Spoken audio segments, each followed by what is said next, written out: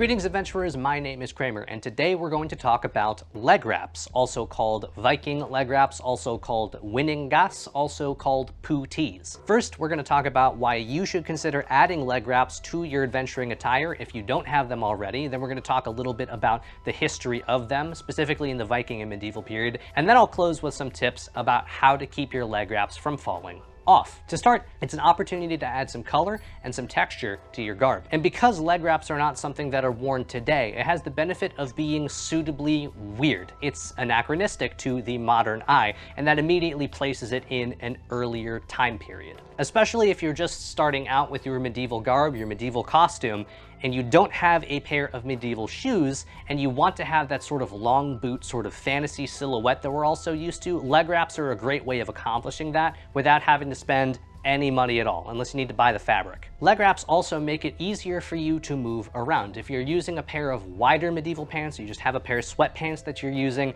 leg wraps actually help contain that fabric that's down by your ankle, down by your feet, to keep it from tripping you up while you are on your adventure, while still allowing you to have enough room in the hip area so that you can properly lunge and walk and jump without any impediments. And I say in this video right here that medieval boots are actually not generally that tall to begin with, which is another reason why you should consider wearing leg wraps, which is that they provide some protection from scratches and scrapes while you are on your adventure, and they also protect your pants.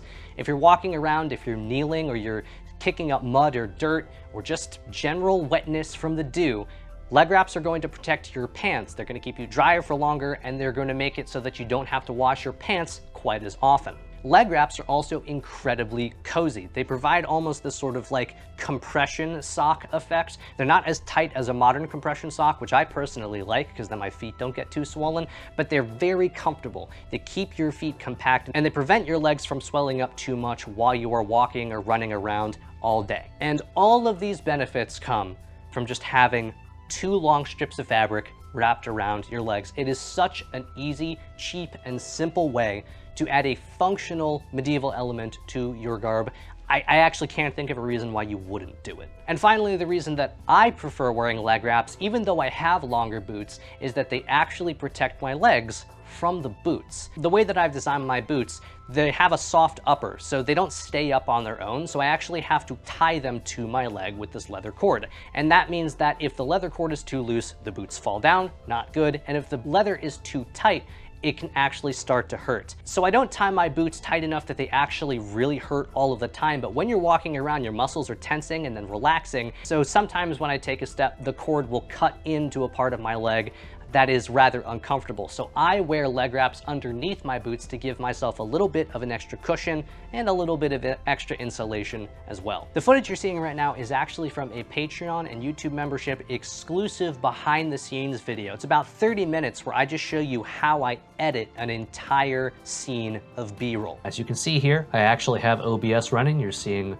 all of what this is going to be. I have my folder where this OBS footage is going to go, because once I'm done showing you how I edit this video, I'm going to have to edit the video that you're seeing as I'm editing the video. So if you're interested in checking that out, you can go ahead and click on my link in the description, or if you're a YouTube member here, you should have access to it just right now. Posted it over the weekend. So historically speaking, leg wraps have been used across multiple different cultures, across pretty much every time period, and that is for the major reason that they're easier to make than socks. So the Greeks and the Romans have been seen to use a style of leg wrap as well, but we're mostly focused on the Viking period and the medieval period. Lots of iconography shows that these were indeed used, and it also shows that they were used in a number of different ways. There are lots of different ways to wear leg wraps. The most commonly depicted one is sort of a spiral. You have a very long, probably between 10 and 12 foot strip of fabric that is about 3 to 4 inches in width, and that just spirals all the way up your leg from about your ankle to right underneath your knee.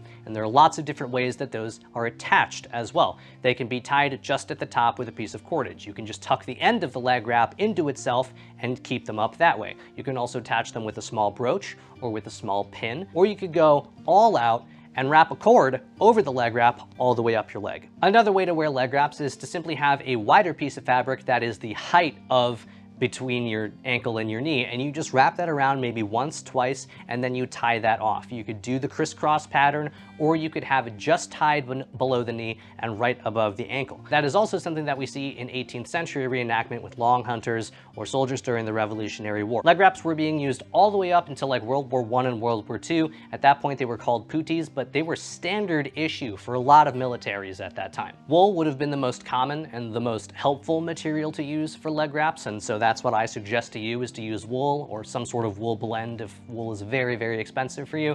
And that is because wool has a slightly stretchy property. It offers better insulation. It keeps you warm even when it gets wet.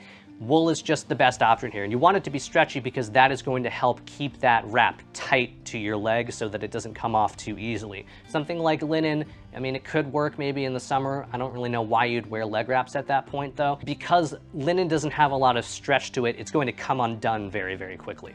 If you're looking to get a pair of these and you can't or don't want to make your own for whatever reason, then you can check out Bergschneider with the link in the description. Use code LA10 to get 10% off. They have some beautiful herringbone patterns in a lot of different colors. So here are some tips for how to help keep your leg wraps from falling off. And a lot of these are actually coming from an article, which is also linked down in the description, just solely about leg wraps if you would like to read it. And some of it is coming from my own personal experience as well. The first one, which I actually didn't know, is that it is better to tuck the end of your leg wrap up underneath the final layer rather than down into the leg wrap itself, which is what I used to do because it's supposed to help the leg wrap stay tighter for longer. The next one is to make sure that your leg wrap comes up above the widest part of your calf, and that is to ensure that it doesn't slip down your leg because it has something to create friction against. Another thing you want to do is experiment with the width of your leg wraps. Mine are probably a little bit wide for me. They're just over 4¼ inches, which is pretty wide, which means that when they're overlapping, they're not overlapping super tightly and gaps can form, and that is how it loses its structure and then it comes unwrapped again. So if you are a man of smaller stature like me, or you have skinnier legs, what you can do is just shorten the width of your leg wrap, and that will make it so that you have to have more windings. They're going to be more tightly bound together and they're going to stay on your leg better and for longer. The last tip is to make sure that if you're wearing wider pants, or really just any pants for that matter, to hike the pants up a little bit before you do your leg wrap, and that's to make sure that the pant fabric isn't too taut, which would mean that you can't bend your knees as easily. So give yourself a little bit of room before you do your leg wrap. That way it's easier for you to move. So I hope that was helpful. Thank you for joining me today. I will see you very soon. And in the meantime, I'd like to wish you good luck on your adventures.